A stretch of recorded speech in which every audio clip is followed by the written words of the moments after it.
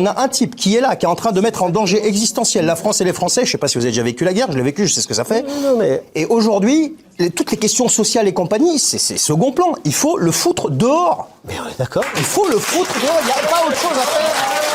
Non, mais non, je vois bien, oui, le président l'a dit. Mais moi, en fait, si vous voulez, moi, si je peux me permettre, moi, je côtoie des gens qui galèrent, qui touchent même pas 1200 balles de retraite, qui ont travaillé toute leur vie. Le chaos, il est déjà là. Dans la 7e puissance. Mais je sais bien, ma mère aussi, elle tient une supérette. Hein. On est en train de la vendre pour qu'elle puisse aller à la retraite au 1er avril. C'est une catastrophe. Donc, je connais tout ça. T'as vu? Nanti. Voilà. C'est Nanti, ouais. Non, mais ce que je veux vous dire, c'est que le chaos, il est déjà là. On a un type. Ça suffit.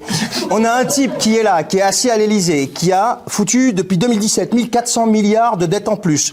On a un déficit abyssal. Il est prêt à nous envoyer dans une guerre, mais il y a personne qui soupçonne ce que c'est. Moi, je clash les experts de salon là en permanence sur les réseaux sociaux. Comment stupéfait les propos du chef d'état-major. Moi, c'est même pas qui m'a stupéfait. C'est parce que c'est le vice qui est derrière, Eric. C'est le vice qui est derrière. Pour cacher son bilan catastrophique, le mec, il vous crée un choc suffisamment puissant parce que la peur.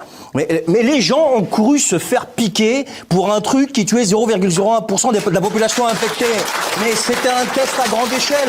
Et là, il aura glissé. Et là, c'est un boulevard devant lui. Et il continue. C'est pour ça que moi, quand Florian Philippot a appelé le 13 pour aller manifester à Paris, j'ai appelé mon mouvement Les Frères Dissidents pour y aller. Il faut qu'on soit tous là. Il faut qu'on dise stop. La guerre, personne ne sait ce que c'est. La guerre, personne ne sait ce que c'est. Quand tu te lèves le matin et que t'as la grand-mère de ton meilleur pote qui a été charcutée par un obus juste parce qu'elle est en train de bosser dans son jardin pour vendre ses fruits, ça, c'est la guerre. C'est pas Black Ops 7, hein, la guerre. Hein.